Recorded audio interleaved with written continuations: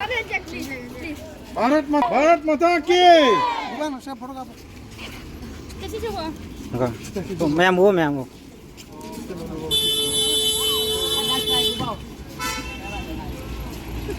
कुतुंग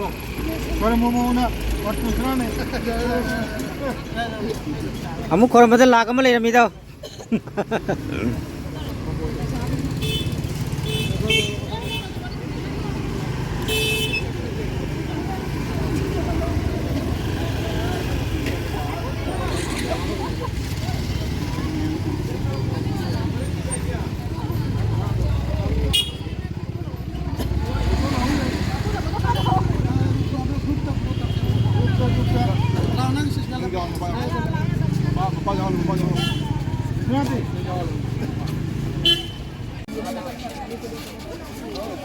ओए काली माई रुक चलो काली माई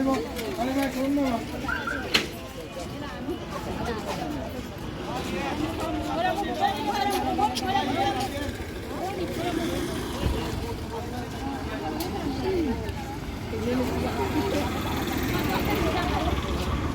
भारत माता की सिद्धार्थ शर्मा भारत माता की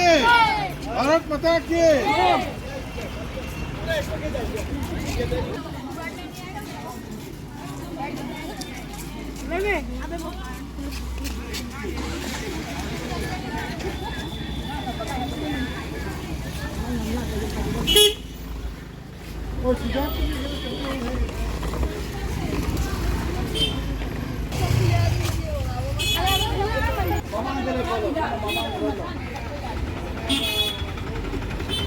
मामा बोल लो मामा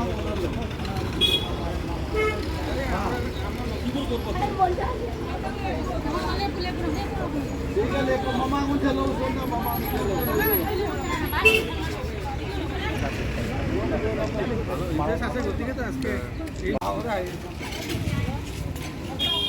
काय ले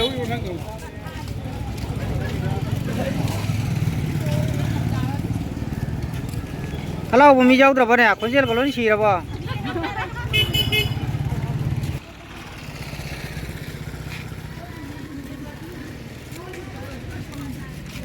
चंगो मैम प्रमुख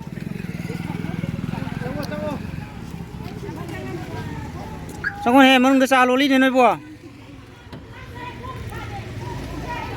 अइन हुजि उनजरिबसि लखीपुर लेन लकायदा लेबा को इनाव मगनि मासिंग असि सेकेंड रनर्स अप तादना लापा टीम की अखोई सानरोय अमनी इंडिया की रिप्रेजेंट तौदना नेपाल सानरुबा अदो इहानानबदा मिंग दो हाइबिरो लाइफम इना हारे मिंग अमरी पापा माय मिंग हाइबिरो आई मिंगना ब्रह्मचारी लगे सिद्धार्थ शर्मा ई पापा मिंगना विश्वनाथ शर्मा ई दगे आई पापा मिंगना श्रीनिता शर्मा दगी खोंगचत से सानरोय कया मुनो अखोई इंडिया की ओइना चलुरिसे अकन मैथि मचा कया मु जावी पुन्ना सानरोय कया न चलुरिसे पुन्ना मैथि मचा अहुम बोनतेरापुरदगी मैथि मचा नि खका ए करम कंट्री गनो थेंगनरिसे कंट्री नेपाल गा अखोया नेपाल इंडिया सनाबा अखोय नेपाल के इंडिया सनाबा अहान राउंड दि कना गथेन नेपाल टीम अनि लापा लापदो फर्स्ट फ्रेंडली सनाबा सेमी फाइनल गयो फर्स्ट गोल क्या क्या ngomni गोल मरी गा अहुम गा हजिक चाही क्या सुबीरे दुगा क्लास ना लाइक लाइसु गिना क्या क्लास क्या कॉलेज का कार बदु साइबे आई चाइना 14 इयर्स आई क्लास 7 कमाइन तो नेपाल की खुंगसा से मदुगी मफम दुगी ने अवा नुंगाइ से कमाइन तो मी होय फब कोट मैम थेंगरे इदन को कमाइन तो मफम नेपाल लाको जानुवाई नदी लाके हलकपदा फेवाना मफम दुदा अखोय दुम सक्सु अखोय दि मैतै सि दुम सक्सु मानाब्रा कमाइन तो माने मोय ना अखोय नेपाल मी ने नेपाल मरम गाइस मोय अखोय नेपाली माल गाइस खाली अदुम लूना दुम तौर प्राइब मथंग दी अतै करे करे साना गदबा की कनो लेरी मथंग चै दा वर्ल्ड कप की ले चली अदुगा जुम सरुक जाने बको सिलेक्शन तौर मतुंग हुजिब कंफर्म दि लेते सिलेक्शन दा सिलेक्शन जावरो मतुंग दा मोयना मो सिलेक्ट तौदोइने बको याम नुंगाइरे अदो पापा दगिदि कमाइना तौइ से तंजा ngasiगी रन सब तादना नुंगाइ जेफना ओक्तना मयाम हराउते am तौबसिगा करी वखन फबि पापा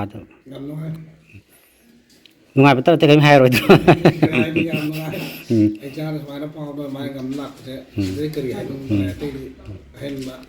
ꯁꯦꯟꯕ ꯂꯩꯇ꯭ꯔꯦ ꯍꯥꯏꯇꯥꯔꯦ ꯍꯣꯏ ꯌꯥꯝ ꯅꯨꯡꯉꯥꯏꯖꯔꯦ ꯀꯣ ꯁꯤꯗꯥꯔꯠ ꯍꯥꯏꯕꯀꯣ ꯃꯤꯡꯗꯣ ꯁꯤꯗꯥꯔꯠ ꯁꯤꯗ ꯆꯪ ꯍꯣꯏ ꯇꯨꯡꯗꯁꯨ ꯍꯦꯟꯅ ꯍꯦꯟꯅ ꯃꯥꯏ ꯄꯥꯛꯄ ꯑꯣꯏꯕꯤꯔꯣ ꯍꯥꯏꯅ ꯋꯤꯁ ꯇꯧꯖꯔꯤ Thank you.